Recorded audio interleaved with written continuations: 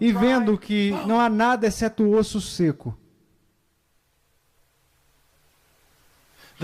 O primeiro passo para o poder espiritual é reconhecer a sua impotência. E a grandeza de Deus. Isso é o que eu quero que vocês vejam. Nós temos um mundo para ganhar. Não pense que estou aqui nesta noite dizendo que tudo está em trevas e obscuro e devemos dar a volta por aí até a segunda vinda. Não, nós temos um mundo para ganhar. Nós temos nações para salvar. Nós temos dragões para combater. Isso tem que ser feito, mas não pode ser feito no poder de um homem. Mas pode ser feito no poder de Deus. E é por isso que esta conferência é tão importante. Eu espero que isso sirva para vocês. O fato de que os homens são criados Imagem Dei, na imagem de Deus, e que você deve ver o valor em cada homem, mas espero que esta conferência possa mostrar algo mais, mostrar a vocês a queda e a escuridão do homem, a impossibilidade de os homens serem salvos. A parte da obra sobrenatural do Espírito Santo. Eu creio que durante a regeneração de uma alma, irá se manifestar um poder de Deus ainda maior do que na própria criação do universo, porque Ele criou o universo ex nihilo, do nada, mas quando Ele salva um homem, Ele recria uma enorme humanidade caída e corrupta, e transforma isso em algo glorioso, um Filho de Deus. Pode ser feito. O reino pode e será avançado, mas não pelo seu poder. E não pelo meu, mas pelo poder de Deus. Oh, conceda-me, homens fracos, e eu irei virar o mundo de cabeça para baixo. Então agora, para entender a impossibilidade disso, nós temos que olhar por um momento para o homem. E não apenas para o homem, mas para a nossa cultura. E eu quero que vocês pensem agora a respeito do que é o homem. As Escrituras dizem, as Escrituras testificam que o homem está espiritualmente morto. Agora, o que isso significa? O que isso significa? Ora, eu quero que a gente marque aqui por um momento e que a gente vá para uma das melhores explicações em todas as Escrituras, e está em Efésios capítulo 2. Agora, nós não vamos muito longe neste texto, mas temos muito a dizer nessa noite também. Eu quero que vocês vejam as coisas debaixo de uma perspectiva diferente. Em Efésios 2, versículo 1, diz: Ele vos deu vida, estando vós mortos nos vossos delitos e pecados, nos quais andastes outrora, segundo o curso deste mundo, segundo o príncipe da potestade do ar, do Espírito, que agora atua nos filhos da desobediência, entre os quais também todos nós andamos outrora, segundo as inclinações da nossa carne, fazendo a vontade da carne e dos pensamentos, e éramos por natureza filhos da ira, como também os demais. Agora,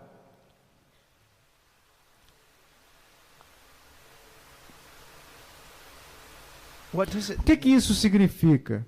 O que de fato significa estar morto espiritualmente? Ora, eu tenho uma definição aqui, significa não responder a Deus.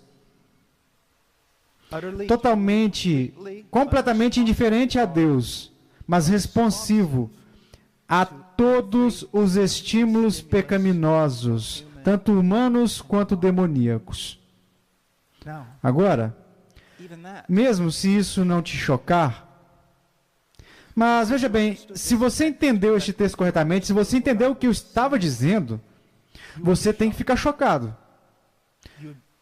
Você precisa ficar chocado.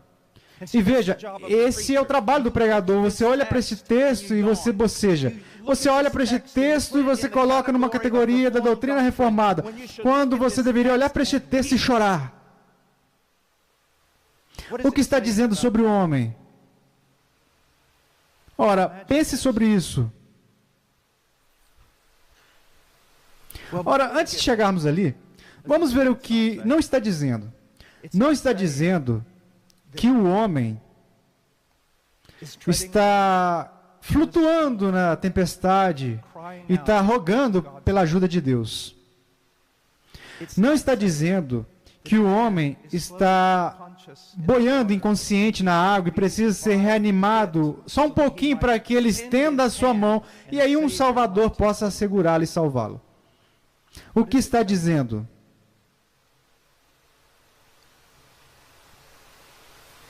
Imagine comigo por um momento um cadáver podre e pútrido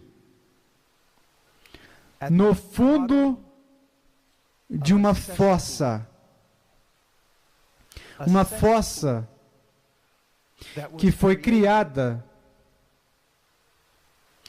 pela sujeira moral e a poluição excretada daquele corpo, desse homem. Você vê, você ouve, ele está morto.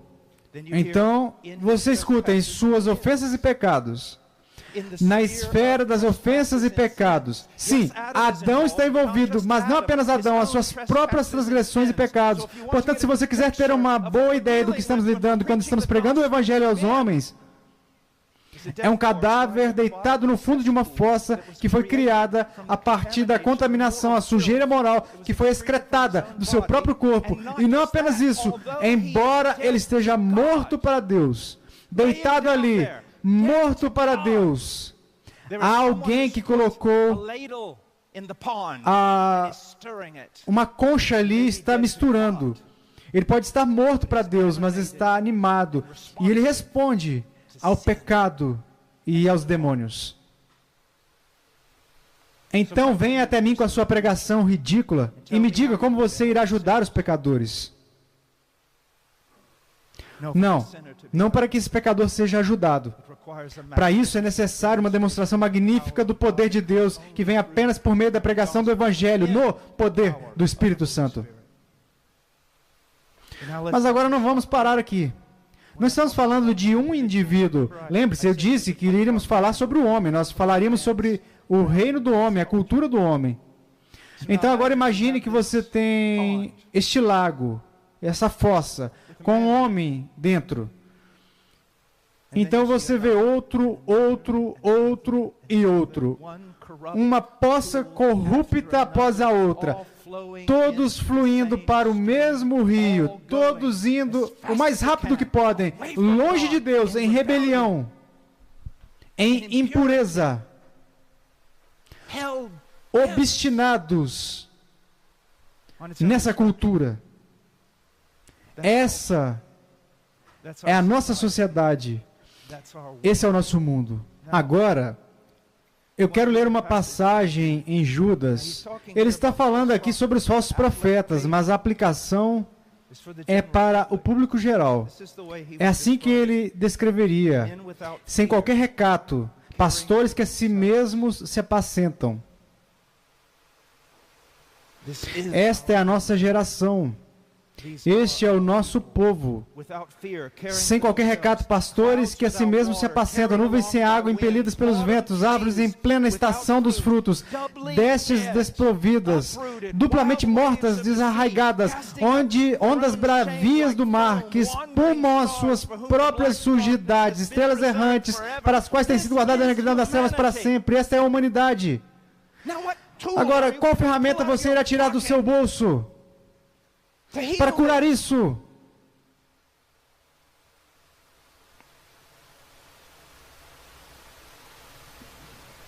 Ora, quando falamos sobre morte espiritual, chegamos imediatamente ao que alguns diriam e chamariam de um problema teológico, filosófico e ético. E principalmente esse problema evoluiu porque os homens não entendem corretamente a doutrina da morte espiritual. Aqui está a ideia. Dizer que um homem está espiritualmente morto significa que ele não pode ir até Deus, que ele não pode obedecer a Deus e que ele não pode agradar a Deus de jeito nenhum. Sendo esse o caso, como esse homem pode ser responsabilizado pelos seus atos? A resposta A incapacidade do homem, a sua impotência é moral. O homem não pode, porque ele não irá fazer. E ele não irá fazer, porque ele odeia a Deus. E ele odeia a Deus, porque Deus é bom.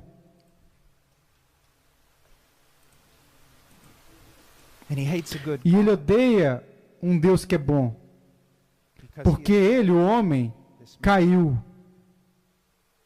Ele é corrupto. Ele odeia a luz. Ele ama as trevas. Veja bem, é por isso que e isso não é um sonho para mim.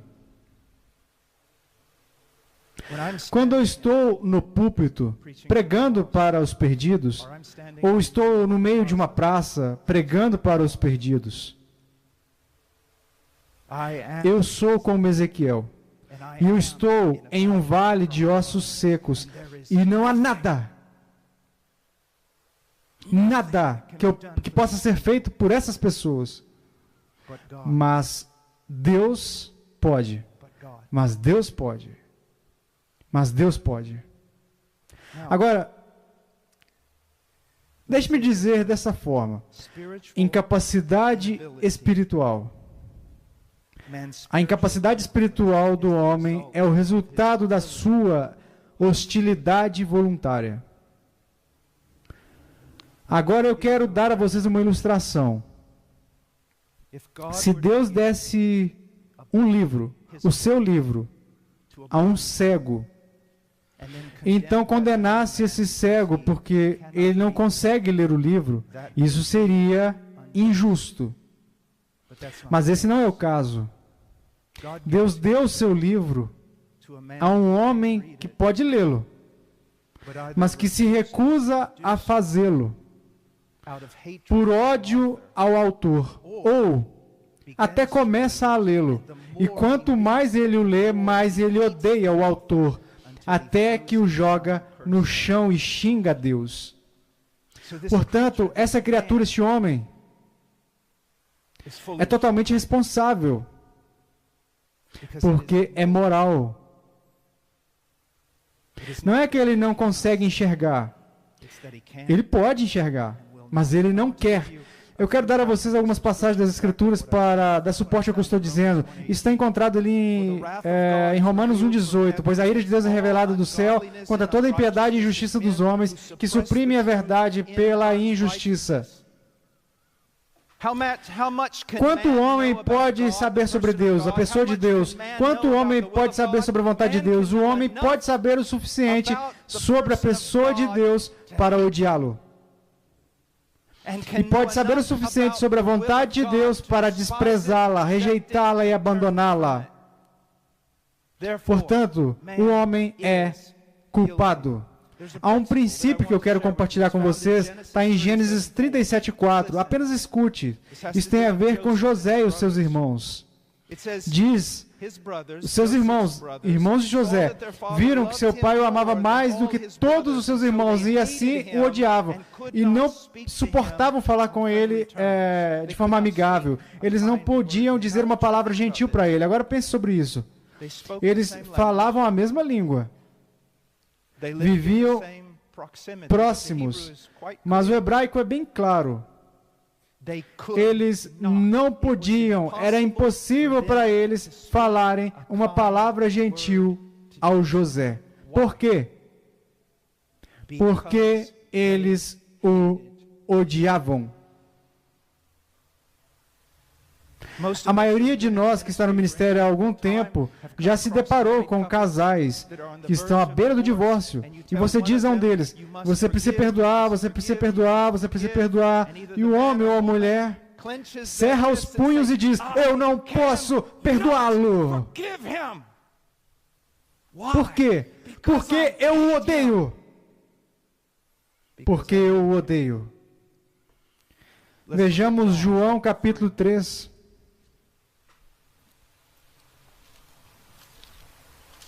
Uma das passagens mais importantes nas Escrituras, João capítulo 13, versículo 19. Jesus dizendo, O mestre. Ele é o intérprete que poderia tornar isso claro, o mestre. Versículo 19. Ele diz: o julgamento é este, que a luz veio ao mundo, e os homens amaram mais as trevas do que a luz, porque as suas obras eram más. Pois todo aquele que pratica o mal aborrece a luz, e não se chega para a luz, a fim de não serem arguidas as suas obras.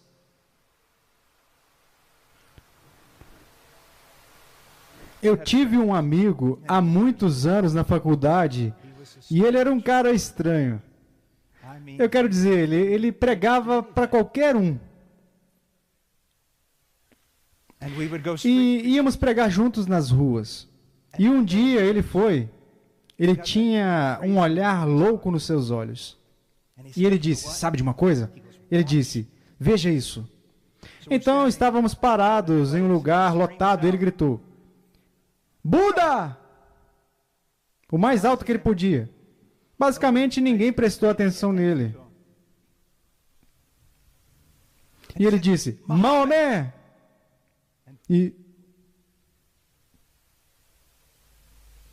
Então ele disse: observe isso. Jesus! E a reação, ainda lá naquela época, há quase 40 anos, foi impressionante. Quero dizer, se você olhar para a vida de Cristo, uma vez eu estava em uma entrevista em Detroit, e um homem disse, eu quero começar a entrevista fazendo essa pergunta: como você lida com o fato que tantas pessoas te odeiam? E eu disse: ora, eu realmente não sabia disso até agora, obrigado. Então eu disse isso, quando as pessoas dizem coisas ruins sobre mim, eu sempre me lembro que elas perseguiram a Cristo. Ele acenou com a cabeça, mas então eu disse: mas há uma grande diferença. Ninguém nunca teve um motivo para perseguir a Cristo. A minha ousadia, às vezes, tem sido impetuosidade. As minhas palavras já foram cortantes. Mas ninguém jamais poderia apontar para Jesus. Ainda hoje em dia, os inimigos de Cristo não podem apontar qualquer transgressão dele. Então, por que ele é odiado? E eu apresentaria a vocês o homem mais odiado deste planeta. Por quê? Porque ele era luz. Porque ele era justo. E às vezes, quando eu estou na universidade, eu digo: ele era luz, e eles dizem, sabe, sim, agora você vai falar sobre a sua moral pré-histórica, e aí você vai continuar com essa história pré-histórica de moralidade, certo e errado. Mas então eu jogo isso para eles. Eles não apenas odeiam porque ele é justo e é luz. Eles não apenas odeiam porque ele é bom, eles odeiam porque ele é amor. E eles dizem: o que você quer dizer? O amor hoje em dia, vocês já viram? Evoluiu. O amor costumava ser definido como está nas Escrituras, creio. Autodoação, se doar. Mas hoje em dia o amor é o amor a si próprio. Então, quando alguém como Cristo aparece, ou o nosso Evangelho aparece, isso os inflama.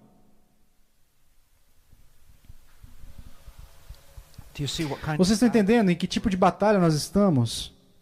Veja, às vezes, e eu conheço alguns bons teólogos que erraram nessa área. Quero dizer, quando você pensa, eu vou mudar por um minuto, quando você pensa no inferno, é terrível pensar nisso. Quero dizer, se você realmente pensar a respeito disso, e tantos teólogos tentaram dançar em torno disso e explicar isso, que não há, ou que o homem é apenas aniquilado e pronto. E eu creio que uma das razões pelas quais os homens têm tantos problemas com o inferno é porque eles têm uma versão do inferno que é mais apropriada para o inferno de Dante do que é para as Escrituras, ou para a mídia, ou até mesmo para a pregação evangélica. Nós temos a ideia de que há todas essas pessoas no inferno, e todas se arrependem do que fizeram, e querem fugir dos seus pecados. E se eles tivessem apenas mais uma chance de se curvar diante dos pés de Cristo, eles o fariam. Esse não é o caso. Eu aprendi que em Romanos 1, eles eram totalmente e completamente entregues à sua própria luxúria e ao seu próprio mal. E se Deus condescendesse e permanecesse no inferno, abrisse as portas do inferno e dissesse a todos lá agora: saiam. Reconheçam-me como Deus e saiam. Eles correriam para a porta. Eles correriam para a porta e a fechariam com toda a força e diziam: preferimos apodrecer no inferno do que ficar na presença da sua justiça. Quando nós estamos pregando o Evangelho, nós precisamos entender que não há poder na eloquência de um homem. Não há intelecto que seja suficiente. Uma obra sobrenatural de Deus tem que ocorrer, e ocorre quando o homem se apega ao Evangelho e prega o Evangelho. Ora, até aqui, eu descrevi o homem. Deixe-me usar um termo bíblico. Eu descrevi o homem quando a árvore está verde.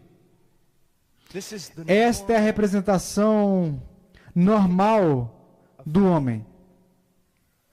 Mas agora eis o que eu quero dizer a vocês. Não estamos vivendo de uma maneira normal. O que eu quero dizer?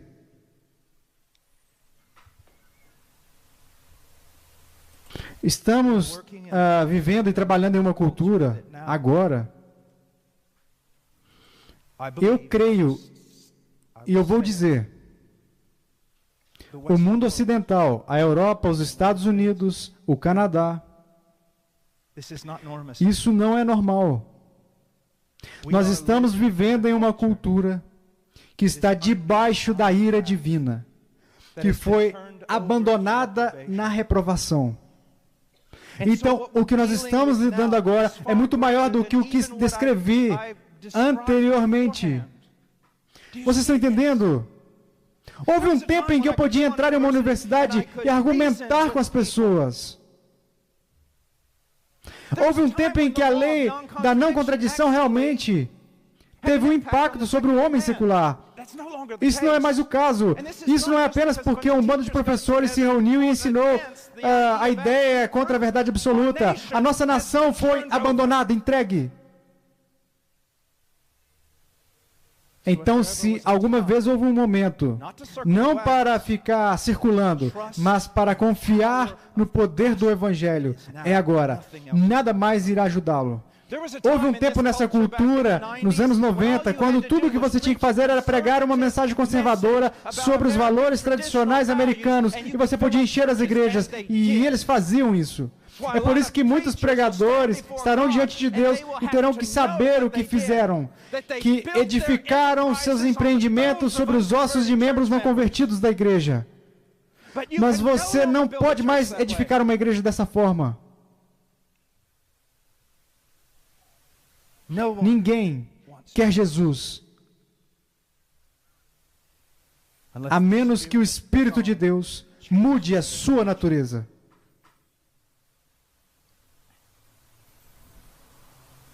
Eu quero ler bem rápido. O tempo está passando, mas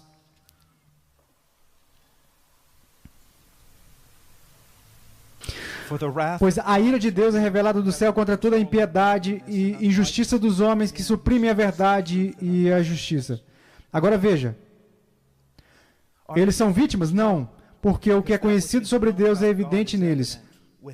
Pois Deus tornou isso evidente para eles. Pois desde a criação do mundo, seus atributos invisíveis, seu poder eterno, a sua natureza divina foram claramente vistos, sendo compreendidos por meio do que foi feito para que sejam indesculpáveis. Pois, embora conhecessem a Deus, eles não honraram como Deus, nem deram graças, mas eles se tornaram inúteis em suas especulações, e os seus corações tolos foram obscurecidos, dizendo-se sábios, tornaram-se tolos e trocaram a glória do Deus incorruptível por imagem corrupta do homem, de aves, de quadrúpedes e répteis. E continua, e vai adiante, cada vez mais em uma decadência moral. Mas aqui está o que eu quero que vocês vejam.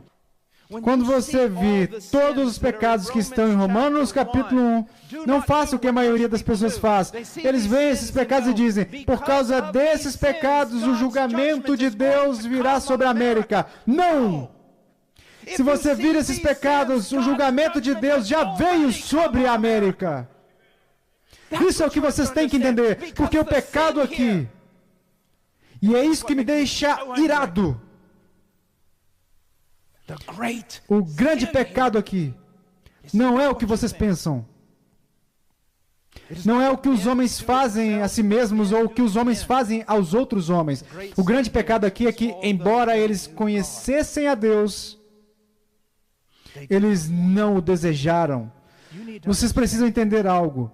Não há nada, ninguém mais precioso para Deus do que o seu Filho. Tudo o que Deus já fez, Ele fez por seu Filho.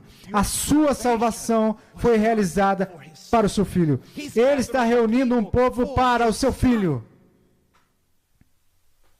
Na mente de Deus, tudo tem a ver com o seu Filho. E assim o grande pecado da América, o grande pecado da Europa, séculos de pregação do Evangelho, rejeição após rejeição, após rejeição, após rejeição, daquele que é mais precioso aos olhos de Deus, o seu Filho. E é por isso que qualquer tentativa de tornar este país conservador novamente,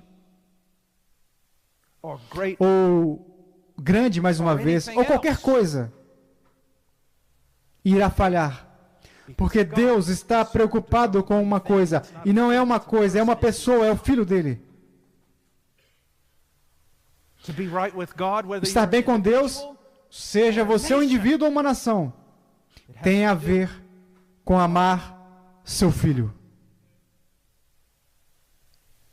Agora, eu quero mostrar outra coisa.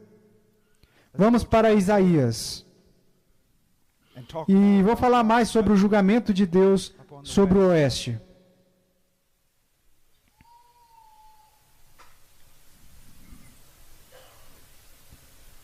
Se isso não é evidente para vocês, eu não sei como tornar isso evidente. Fica por conta própria, mesmo sem exposição. Por causa do pecado da nação de Israel. Versículo 1, Isaías capítulo 3. Porque eis que o Senhor dos Exércitos, tira de Jerusalém e de Judá o sustento e o apoio, todo sustento de pão e todo sustento de água. Você acha isso assustador? Apenas aguarde. Versículo 2. Ele vai remover, o valente, o guerreiro e o juiz, o profeta, o adivinho e o ancião, o capitão de 50, o respeitável, o conselheiro, o hábil entre os artífices e o encantador perito. Ele vai remover, mesmo que haja uma mistura aqui, a ideia é que ele vai remover os nobres, os líderes dignos, ele vai removê-los do povo. Veja o versículo 4. Dar-lhes-ei meninos por príncipes, e crianças governarão sobre eles. Essa não é a nossa nação? Isso não é o Oeste? Pessoas sem dignidade, sem sentido, sem razão, eles não raciocinam, não têm a habilidade de usar a razão. São governados pelas emoções. Versículo 5. Entre o povo oprimem uns aos outros, cada um ao seu próximo. O menino se atreverá contra o ancião, e o vil contra o nobre. Quando alguém se chegar a seu irmão e lhe disser, na casa de seu pai, tu tens roupa, sê nosso príncipe, e toma sob teu governo esta ruína. Veja o versículo 12. Os opressores do meu povo são crianças, e mulheres estão à testa do seu governo. Ó povo meu, os que te guiam, te enganam e destroem o caminho por onde deves seguir. Não pense nem por um momento sequer que as pessoas são vítimas dos governantes. Não. Os governantes são o juízo de Deus sobre o mal do povo. Então você pode fazer para mim uma longa lista de todos esses crimes individuais que você tanto odeia, que são flagrantes na nossa sociedade. E eu vou apagar todos e dizer que é uma coisa em particular que se destaca exponencialmente acima de todo o resto, e é a maneira como tratamos o filho dele.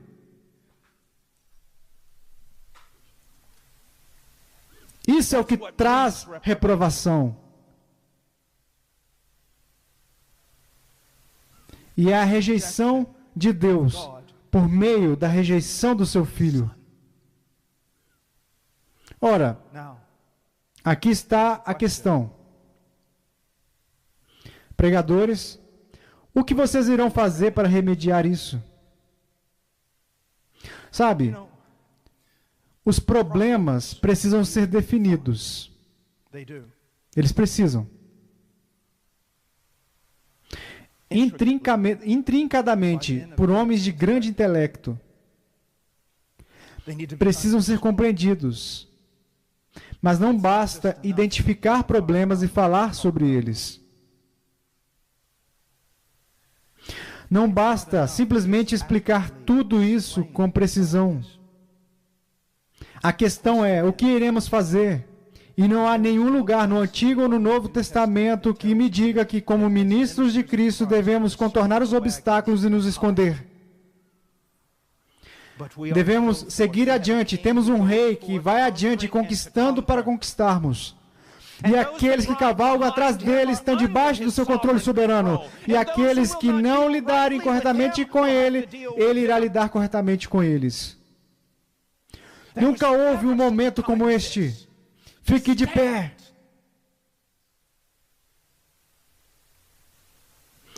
Mas como bandeira, Cristo.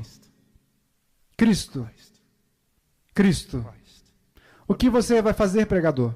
Como você vai cortar todo esse mato? O que você vai fazer? Personalidade? Isso vai resolver? Quantas igrejas nos últimos 30 anos foram edificadas com base em personalidade, psicologia, eloquência? O apóstolo Paulo diz que isso só atrapalha. Entretenimento? Marketing? Ou vamos chegar mais perto de casa? O intelecto. Ora, não se engane, o intelecto é extremamente importante. Devemos crescer no conhecimento de Cristo, e esse é o fundamento para todos os outros crescimentos. Mas apenas o intelecto? Uma vez, creio que estava falando com o antigo Richard Owen Roberts, o antigo avivalista. E creio que ele disse isso, ou citou outra pessoa, ele disse que a diferença entre o homem de Deus, os homens de Deus do passado e os homens de Deus de hoje em dia, é que os homens de Deus do passado sabiam algo do poder de Deus, e os homens de Deus de hoje são um tanto inteligentes. Agora, todos nós poderíamos ter uma dose de inteligência, mas isso não é suficiente. Não é suficiente. Também, você vai ganhar o dia com sensibilidade cultural? Creio que os últimos 2 anos provam que eu estou certo, que um dia estarei sentado na prisão, com um pentecostal que não negaria que Jesus Cristo é o Senhor, enquanto um bando de garotos da Reforma que usam tatuagens já negaram a Cristo e seguiram em diante sozinhos.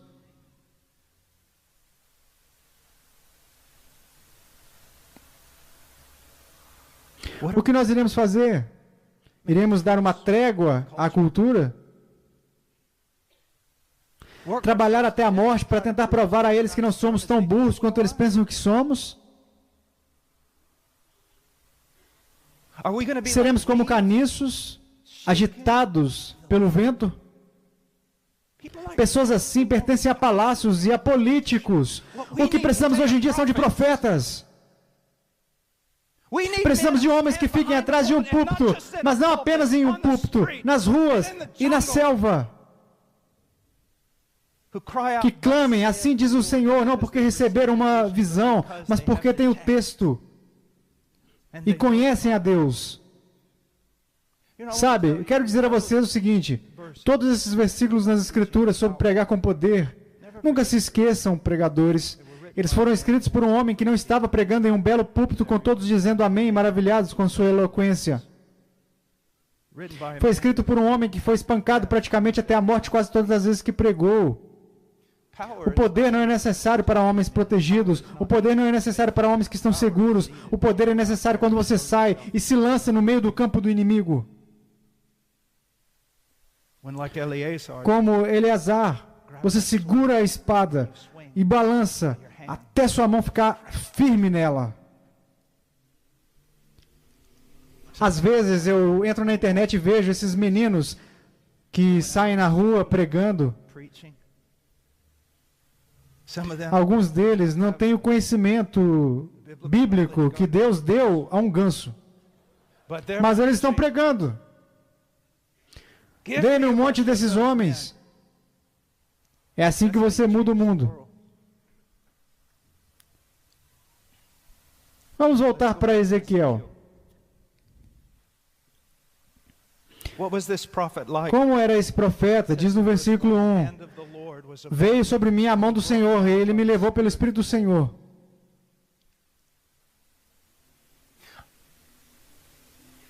Agora, isso é usado frequentemente em Ezequiel.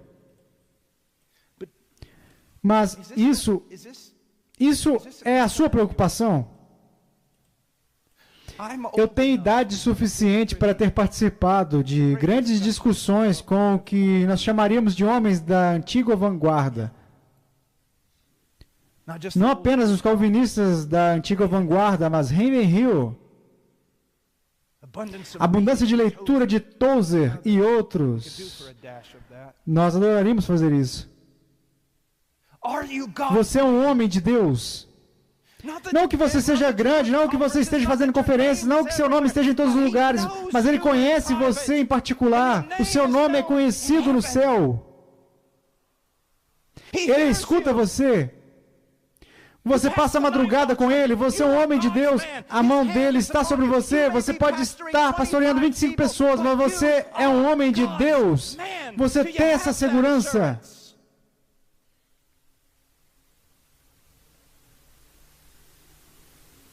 Ele diz que a mão do Senhor, Ele me levou pelo Espírito do Senhor. Oh, que coisa linda e terrível é ser guiado pelo Espírito. Ser capacitado pelo Espírito. E que depois de fazer o que você faz, Ele te deixa e você está tão cansado.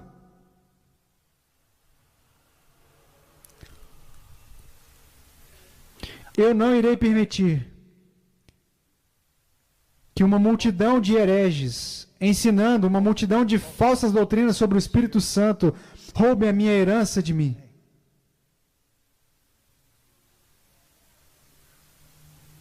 Precisamos de homens.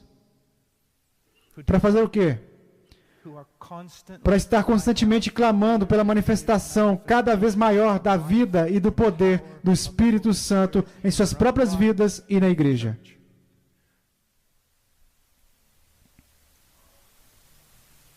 E o que aconteceu? Ele foi chamado pelo Senhor, ele foi conduzido pelo Espírito. Qual foi a atitude dele perante os ossos? Não diz para nós aqui, mas eu tenho uma ideia de como era, porque ele era um homem de Deus. Então, tudo o que precisa é encontrar outro homem de Deus que tenha visto ossos semelhantes. E me pergunto como isso o afetou.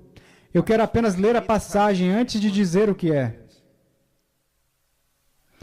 Eu disse coisas muito duras e pesadas contra os meus semelhantes. Mas qual deve ser a nossa atitude? Digo a verdade em Cristo. não minto,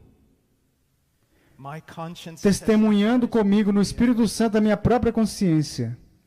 Tenho grande tristeza e incessante dor no coração, porque eu mesmo desejaria ser anátema, separado de Cristo por amor de meus irmãos, meus compatriotas segundo a carne. Como você enxerga o que na sua categoria pareceria o pecador mais vil? Tristeza? Às vezes, o pregador acha difícil até mesmo andar na calçada ou em um shopping. Perdição, pessoas perdidas, pessoas machucadas. Seus olhos têm cores diferentes, os nomes são diferentes. Eles sangram quando são cortados.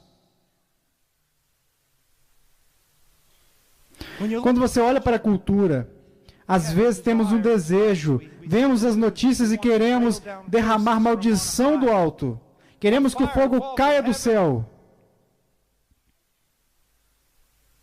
Mas a única razão pela qual você está sentado aqui e não foi amaldiçoado por Deus é a graça soberana dele. Isso deve significar algo para vocês.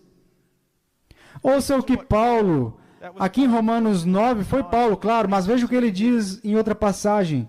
Se vocês puderem aguentar só por um minutinho, deixa eu achar. Ele diz: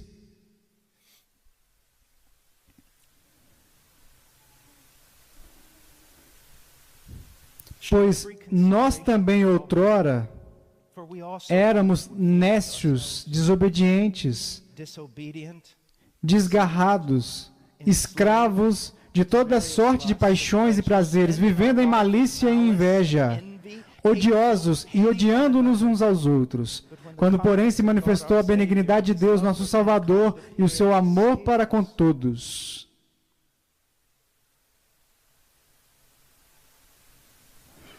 Às vezes eles dizem ao pregador: você está tão triste.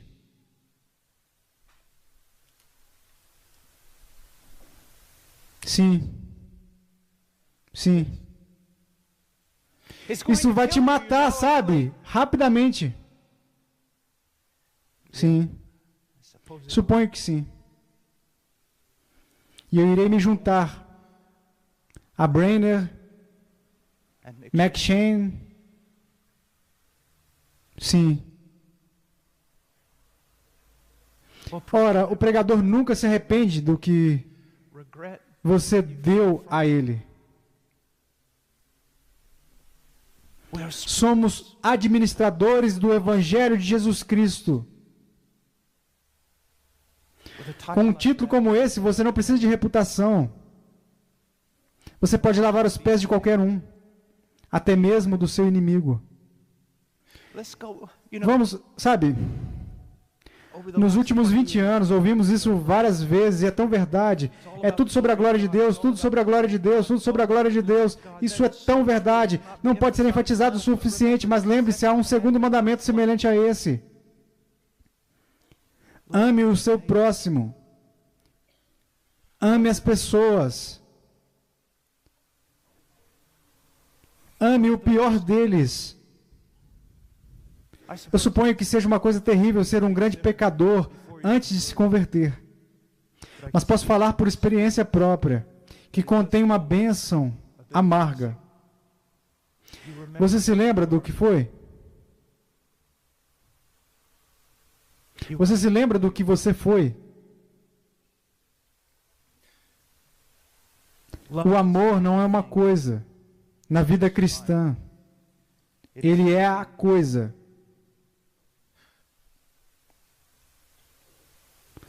Derramar, se doar. Não apenas assistir essas pessoas nas notícias e sentir ódio delas. Pregar o Evangelho para elas. Creio que ele olhou para aqueles ossos e disse: esse é o meu povo. Ele não era desapegado. Esse é o meu povo. Qual foi a atitude do profeta quando viu os ossos? Tristeza. Mas então, vamos voltar para Ezequiel. Versículo 3. Deus disse a ele: Filho do homem, acaso poderão reviver estes ossos? Respondi: Senhor Deus, tu sabes. Eu amo isso. Ele não presumiu da graça de Deus, mas ao mesmo tempo ele não duvidou da graça de Deus ou do seu poder. Deus, se o Senhor quiser que eles vivam, eles viverão. Há uma coisa linda quando tudo tem a ver com Deus e somente Deus pode fazer isso. Há uma segurança nisso. Há algum lugar na Escritura que diz que não podemos levar o Evangelho às nações? Em algum lugar? Não. Há algum lugar nas Escrituras onde diz que não pode haver um avivamento? Que as nações não podem ser transformadas? Não, não diz isso. Não diga que sim. Não diz. Este não é um momento para homens pequenos, com corações pequenos e espíritos rígidos, endurecidos. Este não é um momento para assistir aos noticiários e ao Instagram e ficar deprimido. Por quê? Se Ele quiser que eles vivam, eles viverão. Eles viverão. E Ele me diz que quer um povo muito grande para o seu filho. E é o nosso trabalho, a nossa tarefa, ir buscá-los. Ir buscá-los. Cara, a maioria das pessoas não tem razão para viver. Nós temos uma razão para viver e para morrer.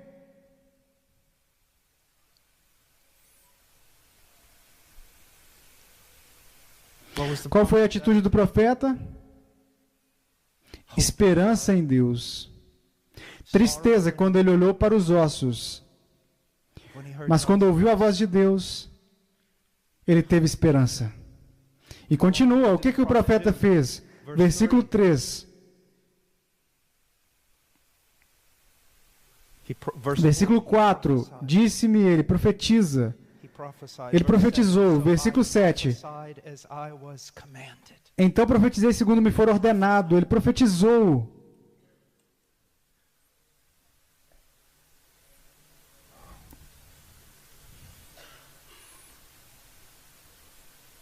Há poder nessa palavra. Ele pronunciou a palavra de Deus. Se você é um pregador aqui, que privilégio foi dado a você para profetizar, para pregar, não através de visões, não por sentimentos, mas pela palavra inspirada, inerrante e infalível. Mas agora eu quero dizer algo por um momento sobre a pregação. Eu quero passar para a instrução de Paulo a Timóteo.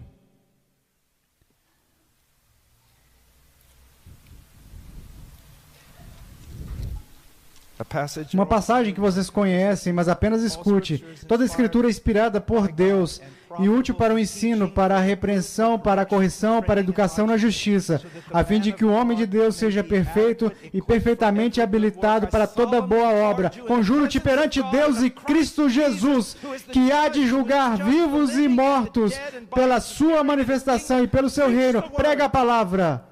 Insta, quer seja oportuno, quer não, para fornecer a eles o máximo de informação que seu cérebro pode suportar. Não é isso que está dizendo. Não é isso que está dizendo. Há o momento certo para a pesquisa do Novo Testamento. Há o lugar certo e o momento certo para a escola dominical. Mas isso não é pregação.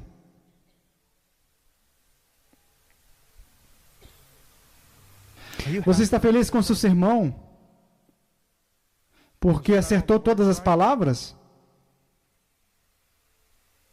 Porque o seu trabalho exegético foi tão cuidadoso? Porque todos esses grandes expositores aplaudiriam você por não ser como Paul Washer? Você está contente com o que fez? Se você está contente com essas coisas, então saia do púlpito, nunca mais volte para ele. Você está buscando pessoas para serem convertidas. Você está buscando santos para serem edificados. Você não está satisfeito com a sua performance. Você quer ver Deus movendo. E você não irá ficar satisfeito. Você não ficará feliz. Você irá segurar as pontas do altar e dizer: dê-me isso, dê-me almas ou eu morro. Você prega como um moribundo para moribundos e prega como se nunca mais fosse pregar de novo.